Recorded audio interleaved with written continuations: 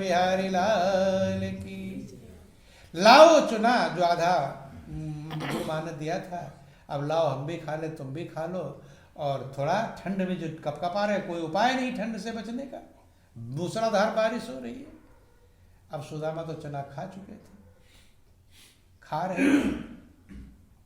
अब वो क्या कहते हैं कि चना, अरे चने वो तो खुलकर गठरी खुलकर गिर गई, कीचड़ में गिर गई। कहाँ गिर गई? कीचड़ में। वैसे कहते कहीं और गिरा तो कहते कहाँ गिरा था दिखाओ, नहीं समझ में। कीचड़ में गिर गई बारिश में। अब वो चने कहाँ है? तो कह रहे कटकट की आवाज़ क्या आ रही है?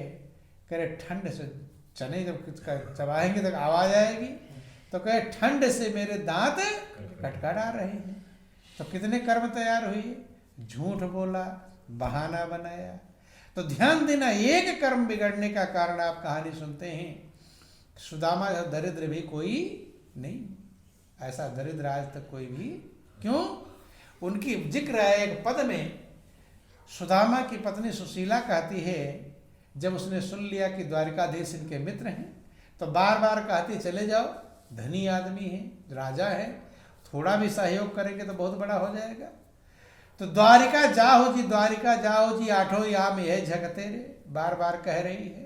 लेकिन सुदामा सोच रहे हैं कि पहले तो हम लोग साथ थे बराबरी का पढ़ाई लिखाई के समय, अब वो राजा बन गए, हम भिखारी जैसे हो गए, अब जाने में शर्म लगेगी, इसलिए जा नहीं रही। तो वो कहती है कि अगर खाने को जो जुरतो कोदो समा भर पेट, खाने के लिए अगर समा का चावल और कोदो का चावल, जो बूढ़े बुजुर्ग होंगे जानते होंगे, समा जानते हैं? समा का चावल और कोदो, कोदो हो सकता ना सुने, वो भी एक अनाज होता था, पुराना अनाज। कोदो समा का भी, मैंने मोटे अनाज, उसको ज़्यादा कोई खाते नहीं थे। कोदो को यहाँ तक कहता है कि जब उसे खा लेते तो मतवाला मता देता था, नशा हो जाता था उसमें, इसलिए कम खाते, जानवर खा लेते थे। तो कहती है कि जो ये मैंने बेकार वाले जो अनाज है, जो जुड़तो कोदो समा भर पेट, तो काहे को द्वारिका पेल पठौती, और या घर से न गयो कबहू पिया टूटा तवा और फूटी कठौती। टूटा तवा हरदम रहता और फूटी क्या? तो बाजार से टूटा तवा खरीद कर लाते थे? नहीं, जिसका तवा टूट जाता था, अब रोटी बनाने लगे तो सुदामा ले जाओ ये रोटी बना लेना। कठौता इसमें आटा गोते थे, लकड़ी का बना होता था। जब एक साइड टूट गया, थोड़ा सा बचा हुआ टुकड़ा, अब आटा गूंथने लायक नहीं, बिखर रहा है, कि ले जाओ सुदामा आटा गूंथ लेना। अर्थात टूटा तवा और फूटा कठौता इस घर से कभी हटा नहीं है। मैं द्वारिका आपको ना भेजती अगर मोटे अनाज भी खाने को भरपेट मिल जाते। तो ध्यान देना, एक चूक ने कितना बड़ा फल प्रदान किया। बच्चे बिलबिलाते थे, भूख के मारे रोते थे, लेकिन खाने को मिलता।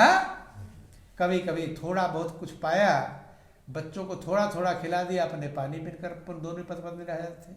गौर करना, ये सुदामा कहानी तो सब जान जाते हैं, राम उसमें देख लेते हैं, रामलीला रामकृष्ण में सब में देख लेते हैं, भागवत में सुन भी लेते हैं, लेकिन अपने लिए नहीं विचार कर पाते कि जब एक कर्म उसने किया था तो ऐसा दरिद्र हुआ, अब मैं कितने कर्म कर रहा हूँ, मेरा क्या हाल होगा? कभी सोचते हैं? अर्थात उसको समझ पाना तभी कहेंगे जब अपने लिए सोचेंगे और वैसा कर डालेंगे, तब समझ लेना कि हम सुदामा की कहानी को समझ पाए। बातों समझने से कुछ नहीं होता। बंधुओं ध्यान देना, वही सुदामा जब समझ गए इस बात को, अपनी गलती को समझ गए, तब भगवान कृष्ण से जब मिलने जा रहे हैं, आप गौर करना, सुदामा कितने गरीब हैं और कृष्ण कितने धनी और राजा हैं, लेकिन उनसे मिलने जाने के लिए भी वो खाली हाथ नहीं जा रहे हैं। पड़ोसी से उधार चावल मांग कर लेकर गए थे, ले गए थे कि नहीं? आप लोग कहानियां सुनते हैं, लेकिन कहानी सुनकर क्या समझ पाए? सुन ले लेकिन समझे। महापुरुष कहते गुरु वैद्य और ज्योतिषी, देव मित्र बड़राज, और इन्हें भेंट बिन जो मिले हो न पूर्ण काज। आप गुरु के पास जा रहे तो भेंट के बिना नहीं जाना चाहिए। वैद्य के पास जा रहे, डॉक्टर के पास जाते हो, पैसा पहले संभाल लेते हो कि डॉक्टर फीस लेगा, जाते हैं नहीं। गुरु वैद्य और ज्योतिषी के पास जाते हो भाग्य दिखाने के लिए, तो खाली वैसे फ्री में बता देगा? ध्यान देना, देव माने देवता के स्थान पर जा रहे हो, मित्र के पास जा रहे हो, बड़ा राजा के, पहले लोग राजा के पास जाते थे तो कुछ ना कुछ वहां ले गौर कि गुरु वैद और ज्योतिषी देव मित्र बड़राज और इन्हीं भेंट बिन जो मिले हो न पूर्ण काज। तो कृष्ण मित्र हैं किसके? सुदामा के। मित्र के पास जा रहे हैं, वहां भी खाली हाथ नहीं। पड़ोसी से मांग कर चावल लेकर गए उधार, खाने को अपने नहीं है, लेकिन वहां जाओ ऐसा तो आदमी सोचता है उनके पास क्या कमी है, हम तो गरीब हैं, मैं क्यों ले जाऊं। नियम, जब नियम का पालन करता है तब मनुष्य का कल्याण होता है। चावल ले गए और उसी चावल को खाकर कृष्ण ने उन्हें 2 लोक प्रदान किया था। किसके बदले? अगर वो चावल ना ले गए होते तो किसके बदले देते? भाई बीज अगर बोओगे धरती में तभी तो परमात्मा एक दाने का चाहे 10 दाना बनावे, चाहे 50 दाना बनावे, चाहे 100 दाना बनावे, बनाएगा तभी जब आप बीज बोएंगे। और अगर कर्म रूपी बीज ना बोए तब तो परमात्मा दाना बना देगा? फिर बनाने वाला। इसलिए कर्म योग, ध्यान देना, पहला है ज्ञान योग। जब आपको परमात्मा का ज्ञान, रास्ता, तरीका पता चल गया कैसा मुझे भजन करना चाहिए, वो ज्ञान योग है। और दूसरा है कर्म योग, जो आप कर्म करते हैं, जो सेवा करते हैं, जो सत्संग करते हैं, जो ध्यान करते हैं, जो गुरु का दर्शन पर्शन करते हैं, इन कर्मों को करेंगे तब कर्म योग तैयार होगा। क्या होगा? बिना कर्म किए आपके अंदर प्रेम नहीं पैदा होगा। प्रेम पैदा हो जाएगा। किससे आपका प्रेम है? आप दिल से अपने पूछो कि सड़क पर कोई जा रहा है, ठीक है, सड़क पर सैकड़ों लोग जा रहे हैं, उनसे आपका कोई प्रेम है? है कोई प्रेम? वही तो मनुष्य, उनसे कोई प्रेम क्यों नहीं है? प्रेम किससे आपका? जिसके लिए आप कुछ कर्म करते हो, चाहे वो बेटा हो, चाहे वो बेटी हो, चाहे वो पत्नी हो, चाहे वो भाई हो, चाहे वो रिश्तेदार हो, जिससे जिससे आपका प्रेम होगा। किससे प्रेम होगा? जिसके लिए आप कुछ कर्म करते हैं उसी से आपका प्रेम होगा। और जिसके लिए कोई कर्म नहीं करते हैं उससे आपका कोई प्रेम होने वाला। तो पहला है, ध्यान देना, पहला है ज्ञान योग और दूसरा है कर्म योग। कौन सा योग है? कर्म योग।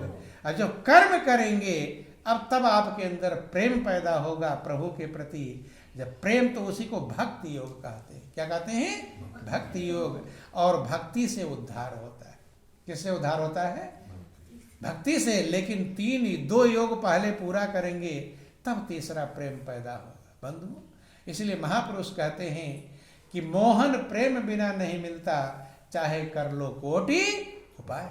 प्रेम सबसे ऊंची प्रेम सगाई, प्रेम का संबंध सबसे ऊंचा है। लेकिन प्रेम ऐसे नहीं हो जाता सीधे, उसके लिए पहले ज्ञान चाहिए। किसी भी चीज का लिए, मान लो हीरा है, हीरे से प्रेम कब होगा? जब आपको पता चलेगा भाई ये करोड़ों का है, तब प्रेम होगा कि नहीं होगा? तो पहला है ज्ञान योग और दूसरा है कर्म योग और तीसरा है भक्ति योग। जब तीनों योग हमारा पूरा होगा तब हम जुड़ जाएंगे किसमें? प्रभु में। तो हमारा योग हो जाएगा। क्या हो जाएगा? योग। उसे योग कहते हैं। इसलिए मन भी तभी लगेगा, प्रेम जब होगा तभी तो मन लगेगा। लोग कहते हैं महाराज भजन में मन नहीं लगता, कहते हैं कि नहीं कहते? कहाँ, क्यों नहीं लगता? क्योंकि प्रेम हुआ नहीं तो कैसे मन लग जाएगा? मन कहाँ लगा है? जहां प्रेम है वहीं मन लगा हुआ है। भगवान में क्यों मन नहीं लगता? क्योंकि भगवान से प्रेम हुआ नहीं। और प्रेम होने के लिए पहला ज्ञान योग है और दूसरा कर्म योग है। जब कर्म योग करेंगे तब आपके अंदर प्रेम पैदा होगा। बंधु, बिना प्रेम के आपका मन लगने वाला नहीं है। जब आप ध्यान भजन करने बैठते हैं तो मन कहाँ जाता है? जहाँ के लिए आपने कर्म किया है, जहाँ के लिए आपका प्रेम लगा हुआ है, बस वहीं मन चला जाएगा। जाएगा कि नहीं जाएगा?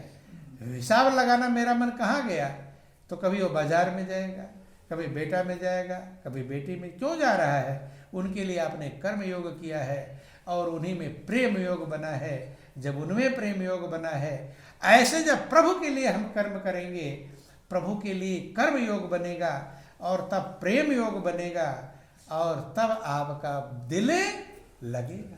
तो जिन्होंने प्रभु के लिए कर्म किया और तब उनको प्रेम योग बना, भक्ति बना, तब उनमें मन लग पाया।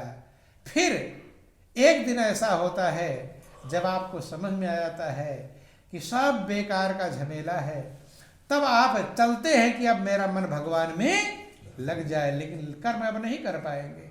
जब कर्म नहीं कर पाएंगे तो बिना कर्म के लगने वाला नहीं है।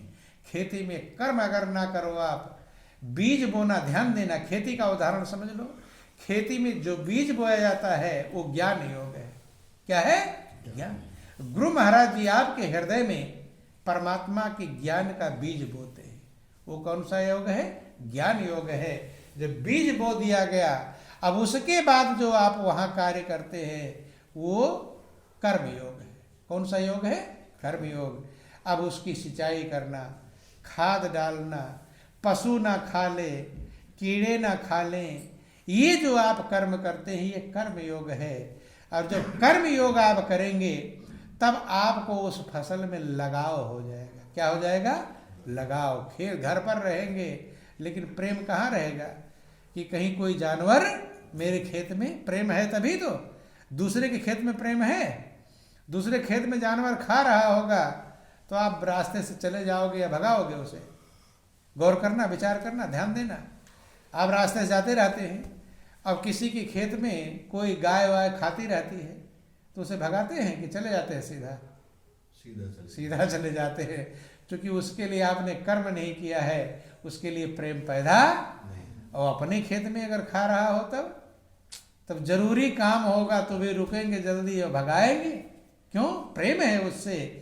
कर्म जहां करेंगे वहीं प्रेम होगा। ऐसे जब प्रभु के लिए पहला बीज बोना, ज्ञान आपके अंदर दिया गया, वो क्या है? ज्ञान योग है। और दूसरा कर्म करेंगे, जब आप सेवा करेंगे, सत्संग करेंगे, ध्यान भजन करेंगे, स्मरण करेंगे, गुरु का दर्शन पर, ये कर्म योग है। यही आपके अंदर प्रेम पैदा करेगा। क्या करेगा? प्रेम। जब प्रेम और लगाव हो जाएगा तब आपका भक्ति योग चालू होगा। क्या हो जाएगा? भक्ति। और भक्ति ही सब सुखों की खान है। भक्ति सारे सुखों की। जब आपके अंदर प्रेम पैदा होगा तब आपको संतुष्टि, शांति और सुकून मिलेगा। यही इस जीवन का लक्ष्य है। लेकिन ये करने से होगा, बिना किए संभव नहीं है। तब ये नहीं मन लगाना पड़ेगा कि भगवान में मेरा मन लगता नहीं। देखो आपके सामने उदाहरण है, ये भगत जी हैं, ठीक है। कुछ लोग इनको कहते हैं कि ये तो दिमाग ऐसे है, कुछ कहते हैं कैसे कहते हैं। लेकिन जहां भी रहते हैं या तो कुछ प्रभु की चर्चा करेंगे और या तो अपना मन सुमिरन भजन में लगाए रखेंगे। नहीं लगाए रखेंगे तो इनको अब कर्म किया है। ये आप अपने दिल से पूछो, आपको भी ज्ञान मिला हुआ है, आप कितने लोगों की भलाई सोचे हैं? सोचे हैं कि लाओ मैं उसको समझाऊं, वो भी भगवान का भजन में लग जाए, ज्ञान ध्यान प्राप्त। ऐसा विचार आपके अंदर आता है? मेहनत की है? ऐसा कुछ नहीं, कोई मेहनत नहीं करते। हाँ, किसी के पास के दो बातें नहीं सुना, बस वहीं से आप क्रोध में आ जाओगे, अरे कोई सुनता नहीं, सब बेकार है। कहते नहीं कहते? ये हमारा तो क्षेत्र है बेकार, यहाँ कोई सुनता नहीं है। क्यों? ये भी तो इसी क्षेत्र में रहते हैं, ये कैसे सुनाते हैं? गौर करो, विचार करो। वहाँ अपने मान बड़प्पन को मिटाना पड़ेगा, लगाव पैदा होना पड़ेगा, प्रेम पैदा होना पड़ेगा। हमने देखा कि जिसके से एक बार की खटपट भी होकर आ गया और अगली बार आएंगे उसे भी जाकर सुनाते हैं। नहीं समझ में? वो खटपट पहले वाला उन्हें याद नहीं रहता है। गौर करना, विचार करना कि दूसरे की भलाई के लिए जब प्रयास करते हैं, महापुरुष कहते हैं कि जब आप दूसरे की भलाई के लिए विचार करोगे तो अपने भलाई में कोई दिक्कत नहीं। मेहंदी होता ना, मेहंदी, अब हाथ में लेकर सबको मेहंदी बांटते रहो, बांटते रहो, बांटते रहो, तो अपने हाथ में रखने की जरूरत पड़ेगी? ये खर्च ही नहीं होगा। बांटते बांटते आपके हाथ में मेहंदी खुद ही लग जाएगी। ऐसे जिसका मन दूसरे की भलाई में लग जाएगा तो अपने भलाई के लिए सोचना नहीं पड़ेगा। लेकिन अपनी भलाई रात दिन चाह रहे हैं, वो भलाई होती नहीं। भलाई उधर से आएगी। किधर से आएगी? दूसरे की भलाई सोचोगे तो आपकी भलाई तब होगी, और रात दिन अपनी भलाई सोचोगे तो आपकी भलाई कभी शांति और सुकून मिलने वाली। रामायण भगवान राम ने जटायु का उदाहरण दिया। 2-4 मिनट और रहे, आपका टाइम खत्म हो गया। बोलो वृंदावन बिहारी लाल की। जटायु के प्रसंग से आप समझिए कैसे हमारे जीवन में शांति मिलती है, भलाई होती है, कल्याण होता है। भलाई का तरीका जटायु जी के प्रसंग से हमें समझना चाहिए। देखो ध्यान देना, रावण सीता को हर कर लेकर जा रहा है। जटायु ने देखा, तो जैसे उसने देखा, गगन पंथ देखी मैं जाता, परबस परी बहुत बिल पाता, आकाश मार्ग से लेकर जा रहा है। जटायु के अंदर ये विचार आया, परहित का भाव। क्या आया? दूसरे की भलाई का भाव। कोई रो रहा है, चिल्ला रहा है, और मुझे उसकी सुरक्षा करनी। उसने कहा रहो रहो दुष्ट ठाड़ किन हो, ये कहते हैं दुष्ट रुक जा, खड़ा हो जा, ठहर जा। जबकि एक तरफ रावण कितना बलशाली है, उसके सामने जटायु कुछ भी नहीं। ये शेर के सामने बकरी हो, उसकी बराबरी भी नहीं की जा सकती, ऐसा वो जटायु है। लेकिन महापुरुष कहते हैं, जब आपके अंदर अच्छे कर्म का विचार होता है तो आपका आत्मबल मजबूत बन जाता है, आप अंदर से बहुत बलवान बन जाते हैं। और जब आपके अंदर उल्टे कर्म का विचार होता है तो आप अंदर से कमजोर बन जाते हैं। ये प्रैक्टिकल है। कभी बुरा कर्म करने चलोगे तो आपके अंदर साहस, धैर्य, हिम्मत, डर, ये चीजें आपके अंदर पैदा हो जाएंगी, भय पैदा हो जाएगा कि नहीं? कहते हैं बुरे मार्ग पर कदम रखते ही आपका तेज बल ये कमजोर पड़ जाता है, आत्मबल कमजोर पड़ जाता है। वही रावण का जिक्र आया कि जिस रावण के लिए कहते थे कितना बलशाली था, वही जब सीता को चुराने चला तो 110 शीश स्वान की नाई और इत उत चितई चला भड़ी आई। वही रामायण वर्णन आया कि वही रावण जो एक प्रकार से जिसके चलते पृथ्वी कांपती थी, लोग डरते थे, और वही रावण जब जा रहा है क्या बुरे कर्म की तरफ सीता को चुराने। श्वान का उदाहरण जैसे कुत्ता होता है ना, कुत्ता जब घर में ऐसे जाने लगा इधर तो देखता कोई मुझे देख, 110 शीश श्वान की नाई और इत उत चितई चला भड़ियाई। भड़ियाई की तरह, चोर की तरह देख रहा है कि कोई मुझे देख, तो उसका आत्मबल कमजोर पड़ जाता है कि नहीं पड़ा? जिम कुमार्ग पग देत खगेसा, रह न प्रथम बुद्धि बल लौलेसा। कुमार्ग पर कदम रखते ही बुद्धि बल, आत्मबल ये मजबूत रहता, ये कमजोर पड़ जाता है बंधुओं। और जटायु किधर जा रहा है? जटायु जा रहा है सही कर्म की तरफ, परमार्थ की तरफ जा रहा है। तो जो जटायु रावण के सामने कुछ भी नहीं है, वही जटायु रावण से लड़ जाता है। गौर करना, क्यों? सही मार्ग पर जब आप चलोगे आप एकदम बलवान बने रहेंगे, मजबूत बने रहेंगे, हिम्मत और साहस आपका साथ रहेगा। बंधु जिक्र है चोचन मार पिदारिस नहीं, और भाई एक क्षण मूर्छाती। चोंचों से मार के उसके शरीर को छलनी कर दिया। किसके? रावण की। गौर करना, कहाँ जटायु और कहाँ रावण। लेकिन वो सत्य मार्ग पर है और उल्टे कर्म पर है, उसका हिम्मत कमजोर है और इसका धैर्य मजबूत है। भाई एक क्षण मूर्छाते ही, एक क्षण के लिए मूर्छित हो गया, सीता को रथ से उतार लिया, नीचे रख लिया। लेकिन रावण जब क्रोध में आया तो क्रोध में आकर उसके पंख को काट दिया। गौर करना, जब रावण लिवाकर राम आते हैं, जटायु इंतजार कर रहा है किसका? प्रभु का, कि नाथ दशानन यह गति कीनी और 63 जनक सुता हरि लीनी। हे नाथ, दशानन रावण ने मेरी ये गति की है और उसी दुष्ट ने जनक सुता जानकी का हरण कर दिया।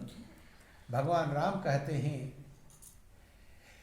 कि अचल करो तन राखव ताता और मुख मुस्काए कही तही बाता, कि तुम्हारे प्राण को मैं स्थिर कर दूं, रोक लो। कहेंगे मुस्कुराते हैं कौन? जटायु। जटायु के अंदर मुस्कुराहट है, पंख कट गए हैं लेकिन चेहरे पर खुशी है। किस बात की खुशी है? कि सही मार्ग में चलकर मैं शरीर छोड़ने जा रहा हूं। ध्यान देना, बुरे मार्ग में 100 साल जियो उसकी कोई कीमत नहीं है, और अच्छे मार्ग में 2 दिन की जिंदगी हो वो कीमती है, वो आनंद देगी, शांति देगी। मुस्कुराते हैं जटायु, कहते हैं कि प्रभु लोग कितना यत्न करते हैं कि प्रभु का नाम आ जाए, लेकिन मैं किस काम के लिए और अपने शरीर को राखों देह नाथ के स्वांगे, किस स्वांग के लिए, कौन सा नाटक मेरे लिए बचा हुआ है। और मेरे सामने आप खड़े हैं, कौन खड़े हैं? मम लोचन गोचर सोई आगे, जिसका नाम लेकर मरता हूं जासु नाम मुख आवा, और अधम मुक्त हो श्रुत गावा। मृत्यु के समय भी अगर प्रभु का नाम आ जाए तो अधम से अधम भी प्राणी मुक्ति को पा जाता है। और मम लोचन गोचर सोई आगे, वही मेरे सामने खड़े हैं। राखों देह नाथ के स्वांगे, प्रभु अब और किस काम के लिए शरीर को रखूं। बहुर के प्रभु अस बनी बनावा, फिर ऐसा मौका मिलेगा गारंटी नहीं। भगवान प्रसन्न होते हैं, कहते परहित बस जिनके मन माही, और तिनका जग दुर्लभ कछु नहीं। जिनके मन में दूसरे की भलाई बस जाए, भलाई कल्याण का भाव बस जाए, परमार्थ बस जाए, उनके लिए संसार में कुछ भी दुर्लभ, सब कुछ प्राप्त कर सकते हैं। तो बंधु वही जटायु से, जैसे मेहंदी बांटते बांटते अपना हाथ रंग जाएगा, ऐसे जब दूसरे की भलाई का भाव आपके अंदर आएगा तो अपनी भलाई के लिए सोचना भी नहीं पड़ेगा। लेकिन थोड़ा हमें स्वार्थ से ऊपर उठना चाहिए। संसार के सब काम करते हुए दूसरे की भलाई का विचार करना चाहिए। जब करेंगे तब आपको उसकी मिठास मिलेगी, रस मिलेगा, आनंद मिलेगा, और तब आपके अंदर प्रेम पैदा, वो भी एक कर्म योग है, वो भी परमार्थ भी कर्म योग है। जब कर्म करेंगे तब आपके अंदर प्रेम पैदा होगा, उसी को भक्ति योग कहते हैं। और भक्ति सारे सुखों की खान है, तब आपको सुख शांति मिलेगी। उसके पहले कोई महापुरुष कहते हैं, रामचंद्र के भजन बिन जो चाहे पद निर्वाण। अगर कोई भक्ति के बिना सोचे कि मुझे सुख प्राप्त हो जाएगा तो कभी प्राप्त होने वाला नहीं है। इसलिए जीवन बहुत कीमती है, अनमोल है, सृष्टि का सिरताज है, सृष्टि का सिरमौर है। प्रभु ने मौका दिया है, हर काम करते हुए आप भक्ति योग को प्राप्त कर सकते हैं। बाधा नहीं है, बाधा आपकी अज्ञानता का है, और कोई बाधा कि सुखी मीन जो नीर अगाधा, और तिमि हरि चरण नए को बाधा। जैसे मछली अथाह जल में पहुंच जाए, अब उसे चिंता नहीं, तालाब में मछली है, अब तालाब सूखने लगे तो बेचैन हो जाएगी, अब मेरा क्या हो। तालाब का पानी जल ही जीवन है उसका। लेकिन उसी मछली को समुद्र के अथाह जल में पहुंचा दो, अब उसे टेंशन रहेगा, उसे चिंता। तो अभी आप तालाब के पानी में हैं, तब तक आप चिंता रहेगी, ये कैसे होगा, वो कैसे होगा। लेकिन जब आप परमात्मा रूपी समुद्र के पानी में पहुंच जाएंगे, फिर कोई बाधा नहीं रहेगी। सुखी मीन जो नीर अगाधा, जैसे मछली अथाह समुद्र के जल में पहुंचकर सुखी हो जाती है। तिम हरि चरण न एको बाधा, ऐसे प्रभु के चरणों में कोई बाधा नहीं है।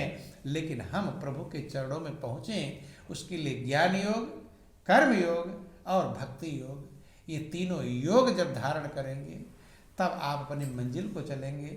सोच ले खाली मुझे ज्ञान प्राप्त हो जाए और कर्म ना करें और प्रेम ना पैदा हो, तब वो जो भक्ति का सुख है, जो शांति है, जो आनंद है, वो आपको मिलने वाला नहीं। भाई नई गाड़ी खरीद कर ले आओ, अब गाड़ी आ गई, अब गाड़ी चलाना ना जानो तो गाड़ी का आनंद ले लेंगे हैं? गाड़ी लाकर खड़ी हो जाएगी। अब रास्ते में कोई, आपको मोटरसाइकिल चलाना नहीं आता, अब कोई मोटरसाइकिल पकड़ा दे, लो मोटरसाइकिल, तो आपके लिए बोझ बन जाएगी। क्या बन जाएगी?